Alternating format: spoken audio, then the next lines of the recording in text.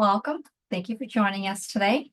I'm Amy Sam. I am the Health Education Project Specialist at the Maxwell and Eleanor Blum Patient Family Learning Center at Mass General. Today's session is a collaboration between the Blum Center, Diabetes and Pregnancy Engagement Program, and OB Nutrition at Mass General. Before I get started, I just want to go over a few items with you all. Please note that today's session is being recorded for educational purposes. If you're interested in viewing the recording, it'll be made available on the Blum Center website at massgeneral.org/Blum-Center. Please note that everyone is in listen-only mode. Everyone has music when you hear a guest speaker today.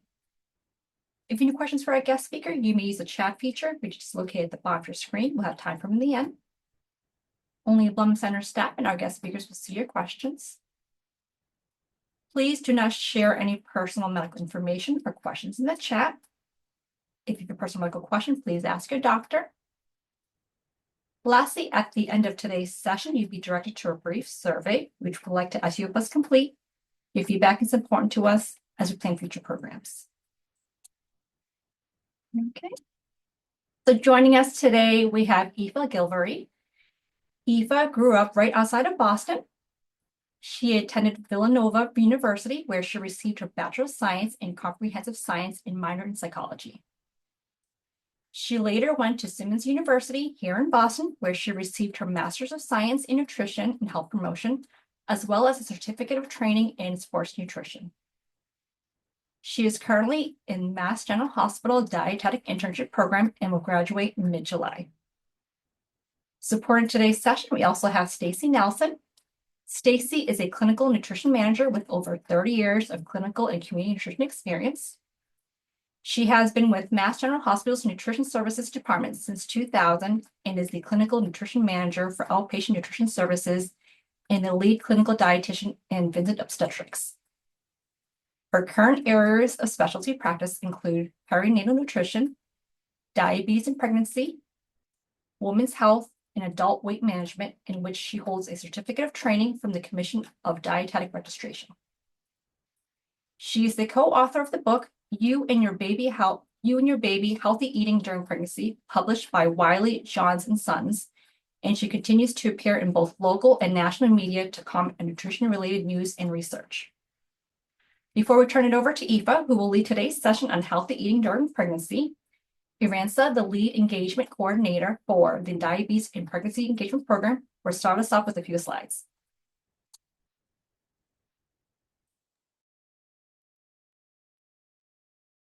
Thank you so much, Amy, and thank you everybody for coming today for this presentation. So I want to talk a little bit about the Diabetes and Pregnancy Engagement Program. My name is Iransa. I'm the lead engagement coordinator. Next. Great. Our mission is to bring advances in understanding of diabetes pathophysiology, diabetes technology, and diabetes therapeutics to pregnant and lactating people. Next slide. Okay. And one ways that we hope to accomplish this is through these goals is provide education on pregnancy and metabolic health, similar to what we would be doing in this session today, engage with the community via events and other resources, provide equal access to research opportunities to all groups, and also to disseminate pertinent research findings back to the community. Okay. A little preview of our current recruiting studies. We have the GAP study, which is a study to understand appetite, cravings, and diet in pregnancy in people who have and have not taken weight loss or diabetes medication before pregnancy. The DECIDE trial is our bigger trial, which is looking at the use of metformin versus insulin for the treatment of gestational diabetes. And T1D Pregnancy is Me is a direct-to-participant study looking at how people with type 1 diabetes manage their diabetes during pregnancy. So if you have any more questions or are interested in learning about any of these studies, you can go ahead and scan the QR code.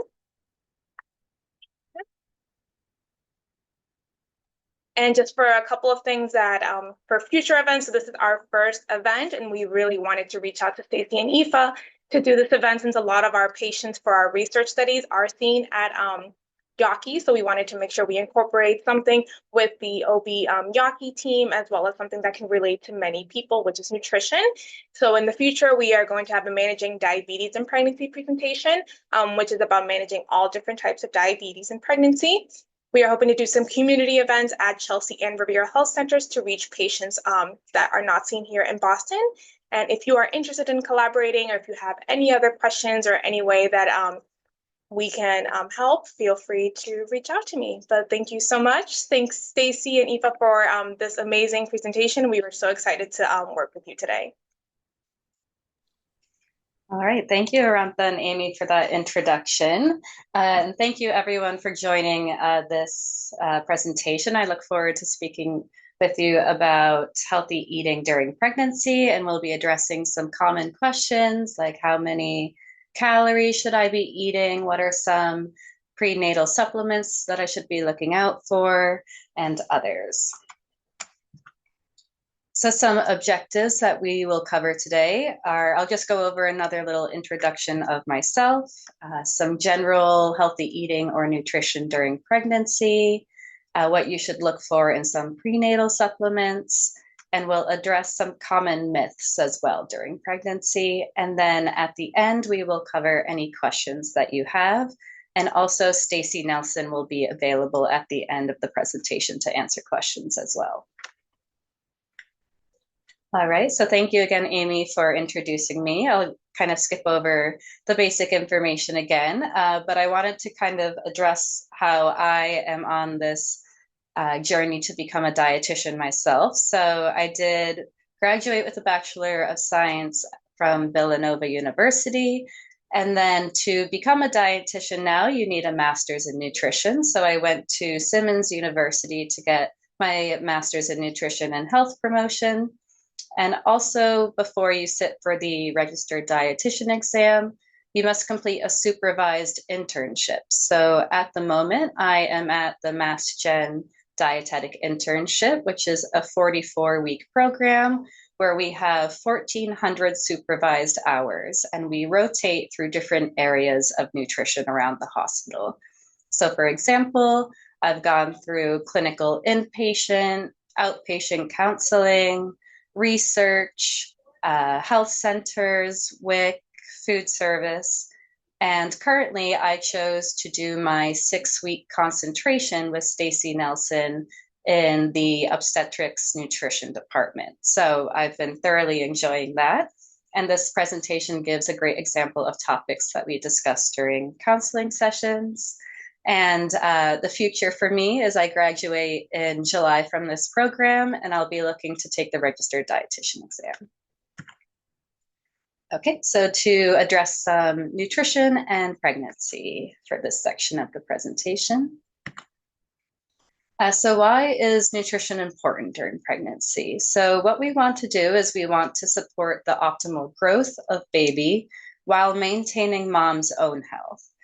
And we want to prevent certain birth defects. So some of you may have heard about the connection between folic acid and preventing neural tube defects, which we'll talk about a little later in the presentation. And for various reasons, about 20% of women in the US are having their first child after the age of 35.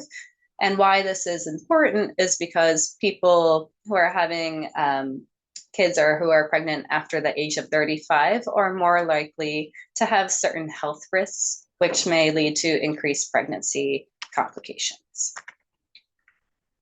So just some general guidelines or strategies to follow during pregnancy are to follow the balanced plate method. I will show a visual of that in a couple slides, and some of you may be familiar with it, but in general, it includes a protein on the plate, a carb or starch on the plate, and some produce as well. And again, I will show a picture of that in a little bit. We generally want to eat every 3 to 4 hours. So that might look like 3 main meals, maybe 1 or 2 snacks in between those meals, or it may look like smaller, more frequent meals, which can help with either blood sugar management or nausea management as well. And you should contact your doctor or dietitian if symptoms of nausea and vomiting prevent you from getting adequate food intake during pregnancy. Some go-to quick strategies for nausea management are to add lemon to water or use lemon aromatherapy, including a protein in your meal and snacks to manage that blood sugar a little better, and then including ginger has also helped people as well. And people usually experience nausea until 16th or 20th week, which is just after the first semester and into the second semester is generally when it tends to ease. All right, so now we're going to go through some important macronutrients. So macronutrients are nutrients that our body needs to function properly, and we need them in large quantities. So they include carbohydrates, proteins, and fats. All right, so why is protein important? Protein is important because it acts like a building block for the baby's bones, muscles, blood, skin, and hormones. And it also helps mom maintain her lean muscle mass, which is important for her own metabolism as well. And we want to aim for about 3 to 4 servings of protein a day. So what does one serving look like? It looks like a 3-ounce piece of meat, fish, or poultry. So if you're looking at your hand, we normally compare 3 ounces to the palm of your hand or the size of a deck of cards. Or if you eat tofu, you want to aim for about 4 to 6 ounces of tofu. It's quite water dense, so you have to eat more of it to get the same amount of protein. And extra firm tofu has a little bit more protein than, say, silky tofu. 1 cup of dried beans, so just to note that portion size, it's quite big. 2 eggs, 3 to 4 tablespoons of nuts, and half a cup of cottage cheese is another example, but we want to aim for about a minimum of 71 grams of protein a day. For carbohydrates, why are they important during pregnancy? They act as an energy source for mom and baby. Our body is very efficient at using carbohydrates for energy, and especially for our brain, it definitely likes that carbohydrates to use as the energy source. So we want to aim for about 165 to 175 grams of carbs per day minimum.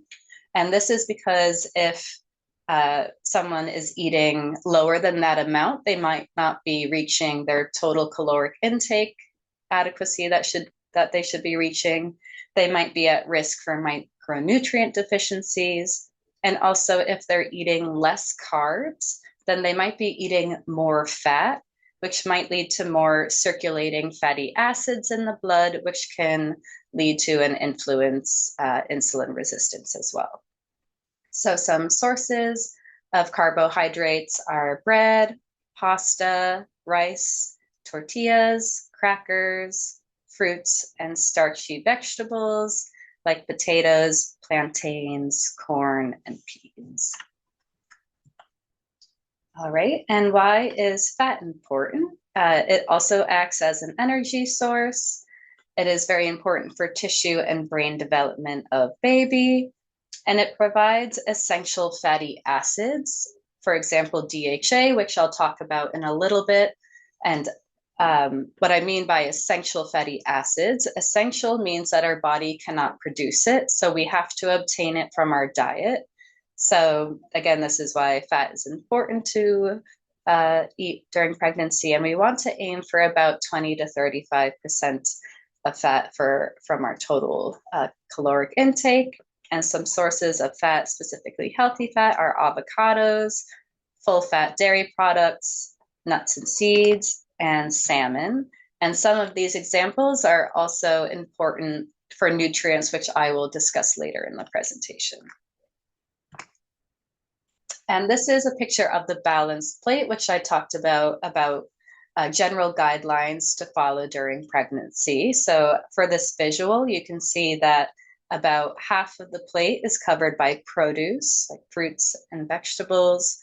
A quarter of the plate is covered by protein, specifically lean protein, which can include chicken, fish, eggs, nuts, seeds.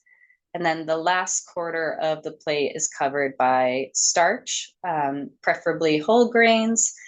And those can include either rice, bread, pasta, starchy vegetables, quinoa, etc.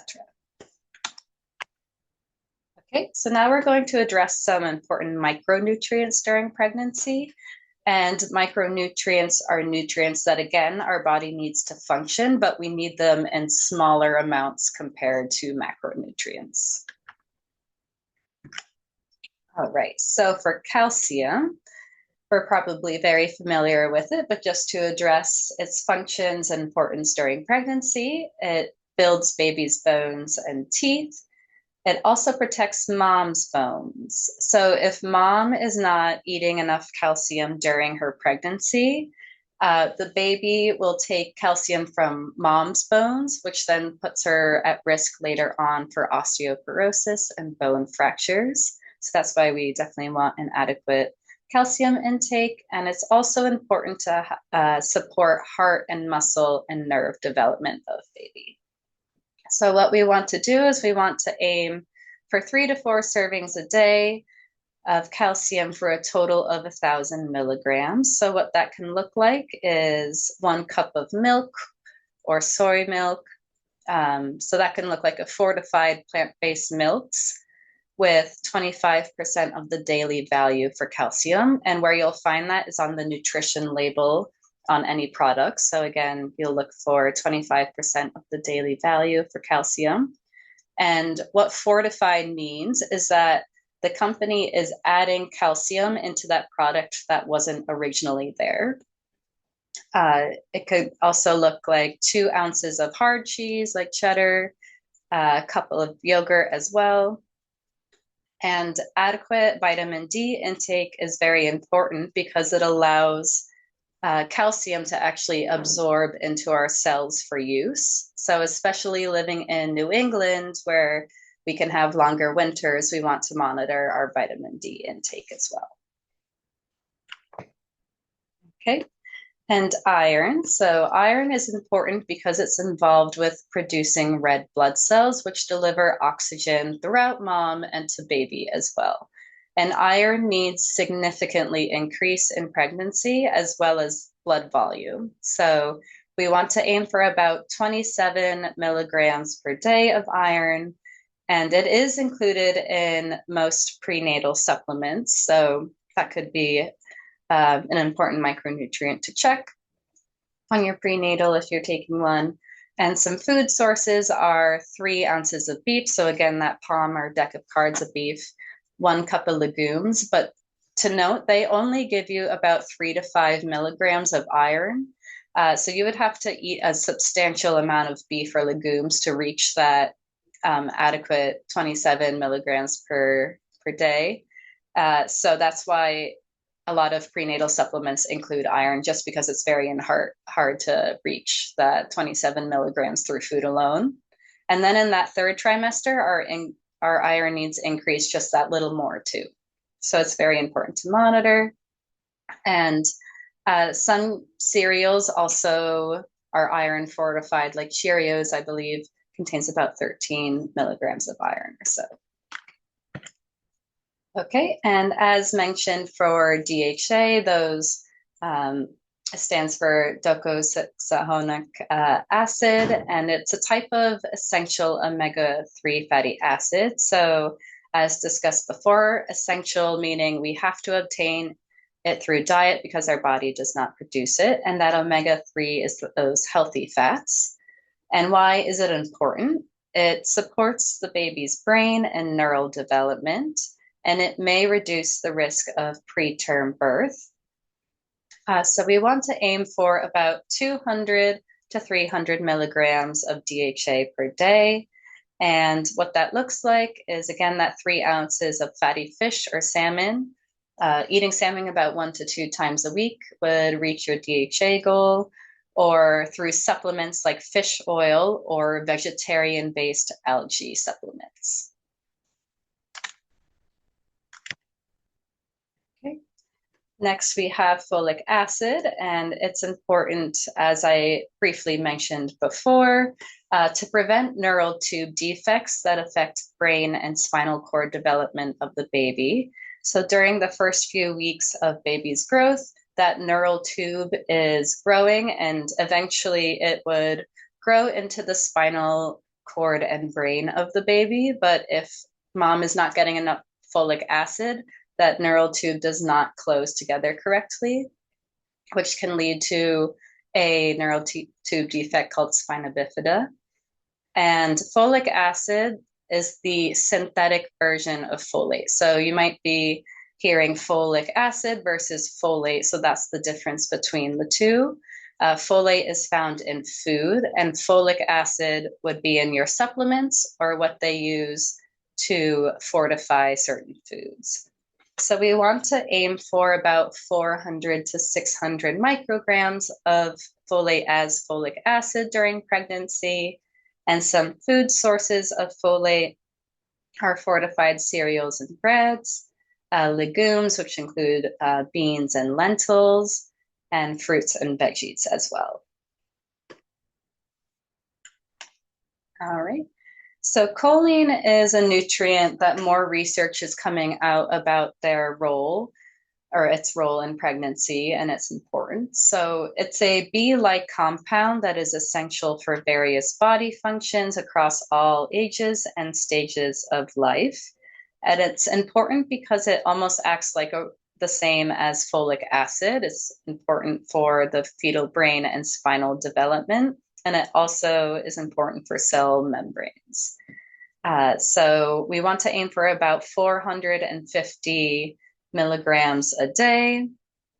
And some sources, food sources, an important one that has a lot of choline and has the most would be eggs, specifically the egg yolks.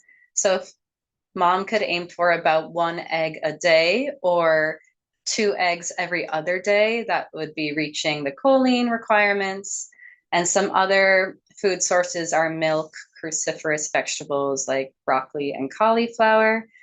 If mom gets nauseous around eggs, which is pretty common, it would be important to check if your prenatal supplement contains choline, and your doctor or dietitian may recommend a choline supplement depending.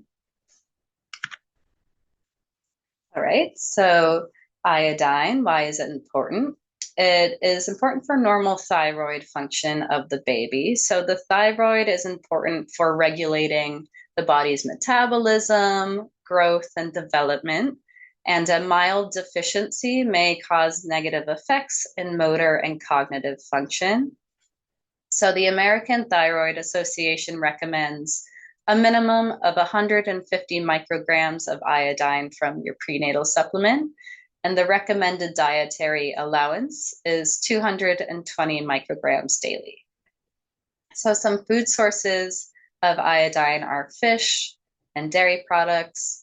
Half a teaspoon of iodized salt gives you 150 micrograms, but that half teaspoon of salt also gives you about 1,200 milligrams of sodium. So that's why we can't rely on iodized salt for our iodine intake. And then for fluids, water is very important in general, but especially in pregnancy. It aids in digestion. It's a major part of the amniotic fluid, which surrounds the fetus, and it contributes to the increase in blood volume of mom. And then we want to aim for about 2 to 2.5 liters a day, or 64 to 80 fluid ounces, but also there could be individualized tailored recommendations that your doctor or dietitian may recommend. And some fluid sources, it doesn't just include water, so it's also any milk, seltzer, tea, coffee, even some water or fluids from food as well. Okay, so now we're going to switch gears a little bit and talk about what you should be looking for in prenatal supplements, as there is no legal definition for a prenatal supplement. Okay, so there are so many prenatal supplements out there. Stacy has a Excel sheet that is going on 100 prenatal supplements, and that does not include everyone out there. But you could find gluten-free ones, vegan, soy-free, and it can be overwhelming. But some important nutrients to see if your supplement contains are iron. Again, it's very hard to meet that iron requirement through food alone, so that's why your prenatal would come into play. Choline, again, more research is coming out about that. Your folic acid should be about 400 micrograms in your supplement. Again, that DHA for that brain development of baby, the iodine for the thyroid development, and vitamin D3 should be about 600 units. So you would want to make note of the amount of each nutrient, and just to say as well that your intake of these nutrients should be prioritized through your diet or your food intake. A supplement is just an insurance policy that you meet the recommended needs, especially during your pregnancy. And just a note on calcium, your prenatal might not contain a significant amount of calcium if it contains iron as well, because what calcium can do is it can bind to iron and makes it less absorbable. So what you want to do is, if your supplement contains iron, is separate a high source of calcium like milk or yogurt with that supplement by an hour or two to separate them so that calcium doesn't bind to the iron and you're able to absorb most of the iron that you can. And now we're going to talk about some pregnancy and nutrition myths. I know there are a lot out there, so we'll talk about a couple of them. So for number one, I need to eat for two. The truth is that you only need to increase your calorie needs in the second and third trimester. Your first semester, your calorie needs are the same. So what that looks like is that's about plus an additional 300 calories or 1 to 2 additional snacks during pregnancy. So a balanced snack, that looks like combining a carbohydrate with a protein. So some examples of that would be apple as your carbohydrate, with peanut butter as your protein. Cheese would be your protein source, and the whole grain crackers then would be your carb source. So what that does is it helps manage blood sugars and keeps you a little more satisfied until your next meal or snack. I should avoid all seafood. So the truth is that certain fish are safe to consume during pregnancy, as long as they are cooked to an internal temperature of 145 degrees Fahrenheit. However, there are some fish to avoid due to their high mercury content, and that also is related to the size of the fish. So the fish that are high in mercury are swordfish, tilefish, king mackerel, and shark. And we also want to moderate our consumption of tuna. So the FDA recommends about 6 ounces of tuna per week. But at Vincent Obstetrics, we're a little more conservative and recommend that 6 ounces every other week or so. And the benefits of eating the fish outweigh the risks, but also you're still avoiding those high mercury fish. Fish contain, again, those omega-3 fatty acids, those healthy fats. They give you protein as well. So it is safe to consume certain seafood during pregnancy. And then the third one we're going to talk about is I have to stop drinking coffee because of the caffeine content. So the truth is that caffeine levels below 200 milligrams are regarded as safe in terms of causing miscarriages and preterm deliveries. 200 milligrams is regarded as safe. So to put that in perspective, 1 ounce of espresso has 60 milligrams of caffeine. And some other examples are a Starbucks venti coffee has about 450 milligrams of coffee. Dunkin' Donuts, a 20-ounce large, has about 270 milligrams of coffee. So those would be a bit over the recommendations. And also any caffeine content should be on the company's website. Just to note that decaf coffee still does contain a little bit amount of caffeine, so that can add up. And just in general rule, we say to keep it to the minimum amount that keeps you happy without exceeding that 200 milligrams of caffeine. All right, so myth number 4 is I need to avoid soft cheeses. So the truth is any cheese needs to be pasteurized, and pasteurization is a process that heats food to a certain temperature to kill harmful bacteria and extend the shelf life of products. And that also goes for milk needs to be pasteurized. Though thoroughly heated cheeses are safe, and cheeses aged over 60 days are safe as well because they don't contain as much water or moisture to support that bacteria growth. All right. I should avoid eating common food allergies during my pregnancy. So the truth is that it is not recommended to avoid certain foods during your pregnancy in the hopes of reducing food allergy in baby. The National Institute of Allergy and Infectious Diseases says that there is no evidence that restricting your diet reduces the risk of food allergy in baby. So for example, if mom is trying to restrict peanuts during her pregnancy, it does not lower the chance that the baby will develop a peanut allergy. And again, we look to not restrict during pregnancy as much as possible. And you should speak to your pediatrician if you have more questions as well. Okay. And I just want to also make note that please meet with a dietitian if you have any individualized questions or diet recommendations. They will go through your chart and talk about any lab values and tailor recommendations based on that. They can answer any food safety questions, and they're a great resource for you during your pregnancy. These are some references that I mentioned during the presentation, and at the bottom there are some additional resources of some frequently asked questions during pregnancy, and also some resources like WIC, the Women's and Infants and Children Program. Okay, so that is the presentation. Thank you so much, everyone, for listening in. And now I'll open it to questions for either myself or Stacy or anyone as well on the panel. Thank you, Aoife. We do have some questions in the chat. Feel free to enter more as we address them. We have a question regarding if you have any suggestions for dealing with increased hunger and concern for too much weight gain.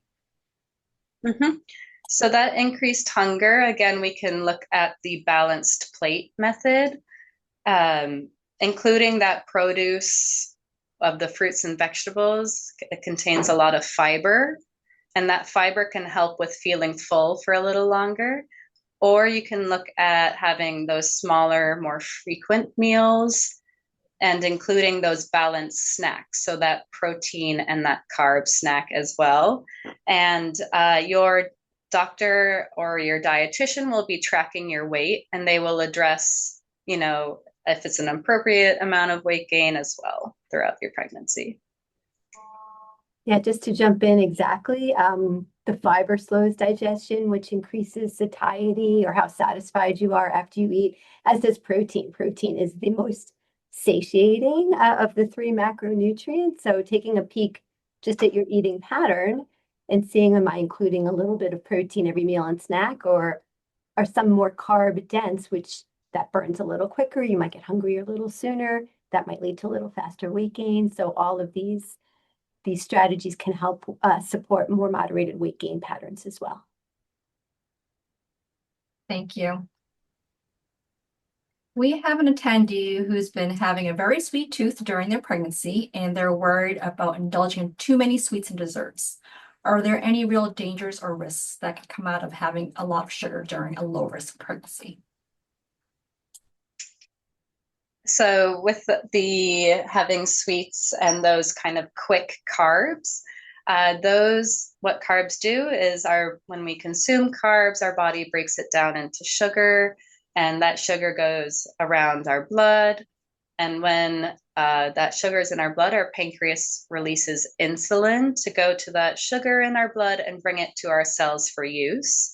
So sometimes having that simple carb or just a sweet can spike that blood sugar a little bit. So if we can either eat that sweet close to a meal or close to a balanced snack, or at least make sure that we're not eating it too late at night. I know there's a lot of cravings during pregnancy, and it's definitely fine to have those sweet cravings, but just to be aware of, eating it either close to a meal that includes protein to slow that digestion down, or just make sure we're not eating it too late at night just by itself.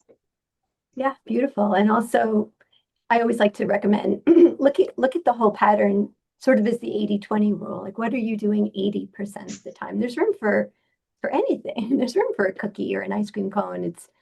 Is it happening every day? And, a specific time of day and why? And then I might help patients kind of consider alternatives so there's more of a balance, more of an infrequent thing, but it's okay to have sweets every now and then. Absolutely.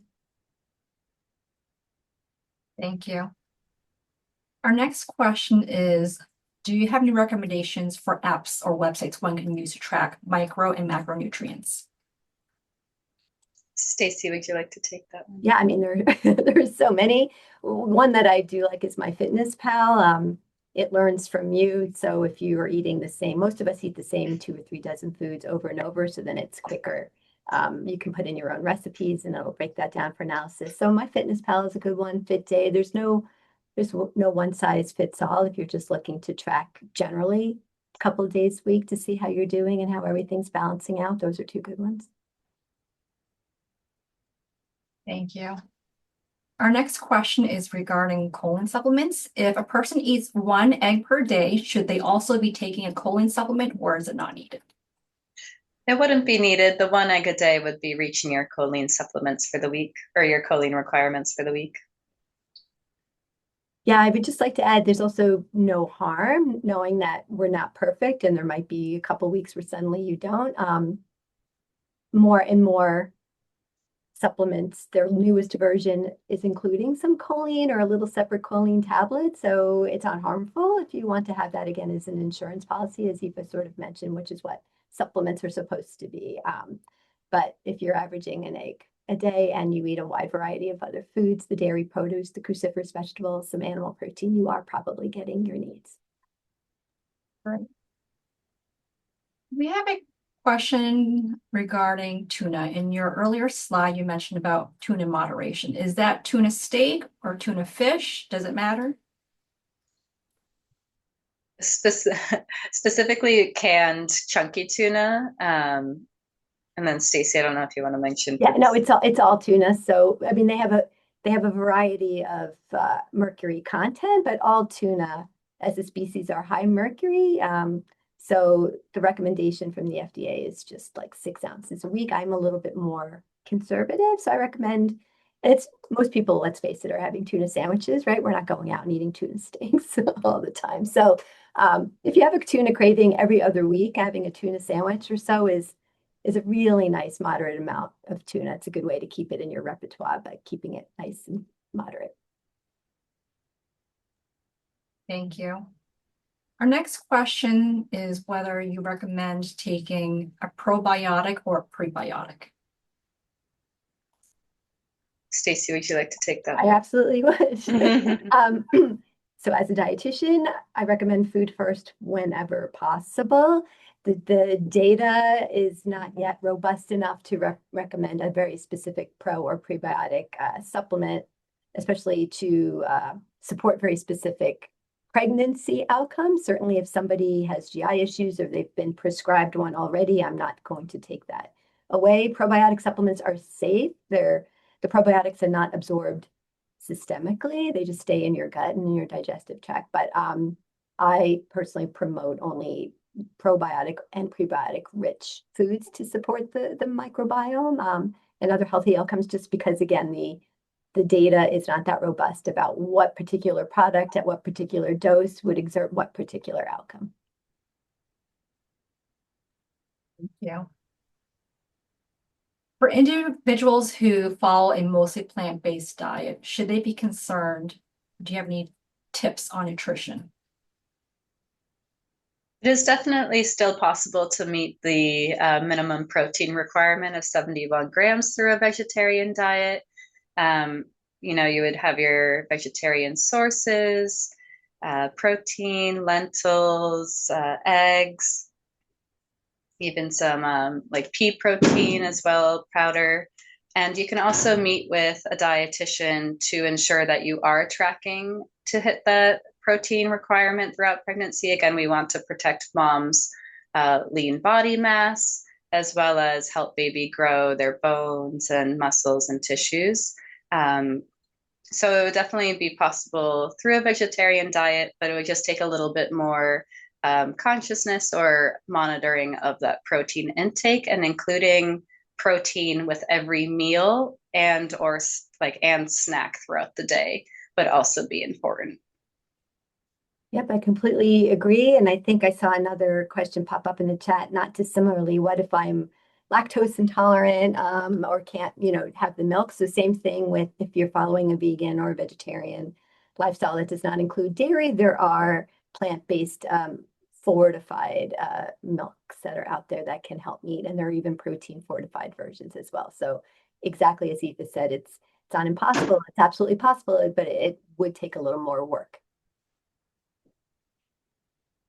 Thank you. For folks who are craving soda, is it better to have soda, regular soda or diet soda? For instance, Coke or Diet Coke? It would depend on the individual, I would say, but we do want to consider everything in moderation. Again, we want to do, what makes you happy during pregnancy. Also be aware of the moderation aspect of sugar sweetened beverages, particularly if there's, aspects of blood sugar management that would come into play as well. But again, it would mostly be based on the individual, and we'd be focused on meeting those fluid requirements through different hydration, like water and other options as well. Like there's hint water. Again, it depends on if that individual is looking for more something sweet, or if they just dislike water. There are some other options that we could discuss as well.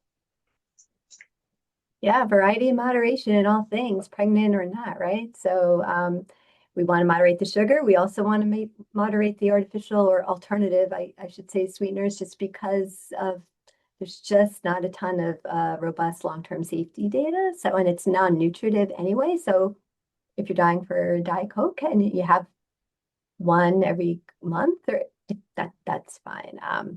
Exactly what you just said. Do what makes you happy if it's in moderation. Thank you. What should people with gestational diabetes or other forms of diabetes keep in mind about nutrition during pregnancy? So again, it would be very important to speak with your doctor or dietitian if you have gestational diabetes.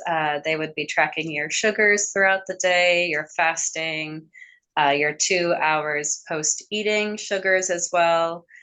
They would look to see your full diet assessment of how much protein, carbs, and fat you're eating, and seeing if it's consistent throughout the day. But again, it would very much depend on the individual's blood sugar levels and any medications they may be on as well. Exactly. I cannot highlight enough the fact that there is no one size fits all, no matter what the nutrition recommendations are. We try to very much tailor to the individual. But having said that, knowing we don't have the opportunity to talk to every single person in this webinar today, that whole balance plate and carb protein every few hours, it seems so simplistic, but it covers that type of a pattern, covers a host of hoped for health outcomes, because that does support more steady blood sugars through the day, which then supports more steady insulin levels through the day. It improves satiety, so that helps with the weight gain patterns. It's amazing how that one, like if we had a 5-minute talk today and that's all we could have told you, that's probably one of the most important things to take away is try to eat, no longer than every 4 or more hours if possible. And how often are your meals and snacks look like there's some carb to give you that quick energy. All carbs are sugars linked together, so that burns first, but then some protein to help sustain that energy. And that absolutely helps with blood sugar management as well, no matter what type of diabetes someone might have. Thank you. We have a participant who is trying to conceive. They have severe iron deficiency, but bad GERD symptoms. They're not able to tolerate iron in supplements except ferrous gluconate. How can they manage that? That definitely sounds like something that would require a one-to-one consultation. That's a very specific question. Yeah, there's so many iron options out there. We'd have to look at your diet to see what you're getting from food as well. Yeah, so that would require a one-to-one consultation. We have a participant whose prenatals don't have omega-3 acids, and they're not really eating fish, but some tuna. Don't think enough, but they do eat shrimp often. Does that meet the omega-3 requirements? So salmon or any fatty fish would be more of the omega-3 containing fish. And Stacey, I don't specifically know about shrimp. Do you? Yeah, the shrimp are not rich in omega-3s. As Aoife said, it's that oily fish, sardines, the salmon, trout. But if you don't like fish and you're not currently taking the DHA in a supplement, you can get a separate either DHA supplement from either fish oil or a vegetarian sourced algae based as well. It's another one of those do no harm. I do recommend getting it if you're not getting it in. It's only a little bit that's recommended, but there's enough data to show support. We have a participant who is taking iron supplement that's higher than the amount than they typically need, such as 65 milligrams. Should they take it every other day, or is that too much? So anyone who's taking like 45 to 65 milligrams, probably, again, I don't know the situation, has shown some low iron during the pregnancy, and that's what was recommended. So, and then everyone's different. The recommendation, the protocol is usually to take it daily if tolerated. There is some data showing every other day dosing is still effective, might cut down on any gastrointestinal side effects and still help increase absorption. So that's another one of those questions. Please talk to the prescribing provider, especially if you're having difficulty tolerating it every day. Every other day might be appropriate for you. So there's no one clear answer there. Thank you. For folks who feel super hungry at night, is it okay to have a snack at 3 a.m.? So it would depend on if that is that person's work schedule. It depends on their sleep schedule. Are they randomly sleeping and then waking up and then having that snack and then going back to bed? Again, I believe that would depend on the individual. Stacey, I don't know if you have an addition. First of all, these are phenomenal questions, everybody. Fantastic. Yeah, no one size fits all. No one's going to say, nope, you shouldn't have a snack at 3 o'clock in the morning. When was the last time you ate? Exactly like Aoife said, what if you're a night shift worker? Like, well, what's going on there? So if it's something you're concerned about, however, like you're waking up, you feel like you shouldn't be hungry, this is becoming a pattern that you definitely talk to your provider about that. Thank you. For individuals with GERD, are there any prenatal vitamins that are easy on the stomach that you can suggest? I would say anything chewable or liquid is going to be much more easily digested than a big old pill or tablet, which does sit in the gut quite some time and takes some. And as Aoife mentioned, I have over 100 products on my over-the-counter and counting. Every week I learn about a new one from a patient that I had never even heard of before. So this is that answer again, talk to your provider and say, hey, I'm really having a hard time with the supplement that I'm taking now. It's really, the discomfort it's causing is quite significant. Are there any other options that might be chewable or liquid? And there definitely are. Is there a connection between diet and gestational diabetes? Great question. Go ahead. That's 50% of my job. Absolutely, there's a huge connection, and not necessarily just cause and effect. So I don't want to suggest that someone quote unquote gave themselves gestational diabetes because they were eating sugar or they were eating in a certain way. No. But once it is diagnosed, there is a significant impact of making some dietary adjustments and lifestyle adjustments. 80 to 85% of folks who are diagnosed with gestational diabetes will be able to manage that with nutrition and lifestyle. Thank you. Should one be concerned if they didn't meet all of these nutritional values during the first trimester, but took prenatal vitamins? It can be, if they took prenatal vitamins, was that during the first or in the second? Probably wait to first, during the first. Okay, so if they were taking prenatal vitamins in their first trimester, that's great. It can be very overwhelming to track each of these nutrients throughout pregnancy, especially in that first trimester when you might not know you're pregnant for the first couple of weeks or so.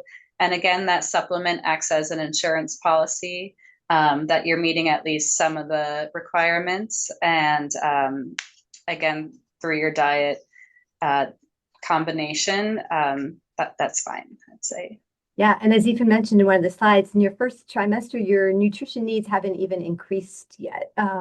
So it's wonderful if people are planning in advance. So if you were taking a prenatal in that first trimester, that's fantastic. You know you're getting that folic acid, which is so important in the early stages. But otherwise, really, all of these additional things that we recommended don't really kick in until the second trimester. And some people are so nauseous, and I see plenty of folks who, lemonade and potato chips, and that's it. That's all I can handle right now. And that's okay. It's just, emergency management in the beginning. You do what you can do, so it's fine. Thank you. And what are your thoughts on herbal teas during pregnancy? Unfortunately, there's not a lot of research that has shown herbal teas effects and results during pregnancy, especially if they're used in a medicinal or therapeutic way. So we cannot, unfortunately, recommend herbal teas. So the key there, right, is the party line is to avoid medicinal or therapeutic use of herbs in pregnancy. If there will never be a nice comprehensive list like these herbs are always fine and these herbs are never fine, because it's about the load and the exposure over a given time. Many plants have natural estrogen-like properties. So that's where that gets confusing, and you jump on Google and you see all kinds of things. So in general, try not to treat yourself medicinally with herbs or particular teas, but certain, in general, regular black tea, either regular or decaf, is fine. Mint teas are fine. Ginger tea is fine. And fruit, like from fruit peels, and to spices like a lemon ginger. It's just that so many teas have a million other herbal ingredients. And again, if it happens once in a while, you're fine. Yeah. We have a participant who's asking if you can spend a little time talking about the types of fats. For instance, this person here is avocados and olive oil are healthier fats. Is that true? Are saturated fats or trans fats considered unhealthy, or are they okay in moderation? So typically we do want to, first to talk about the differences between the fats. So there's the unsaturated fats, which tend to be the healthier fats, and those saturated fats tend to be the fats that affect more of your cholesterol levels. So we definitely want to moderate our intake of saturated fats, and those can look like red meats, full fat dairy, And we'd look to include more of those unsaturated fats in our diet. So again, those olive oils, avocados, vegetable oils. Yes.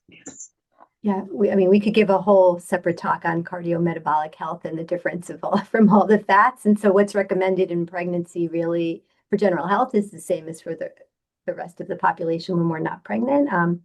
So exactly what Aoife said, you want to lean a little bit more towards the unsaturated whenever possible and minimize the saturated stuff. So the full fat dairy, the fat that you see marbled in meat. Yeah, sure, you can have that every now and then.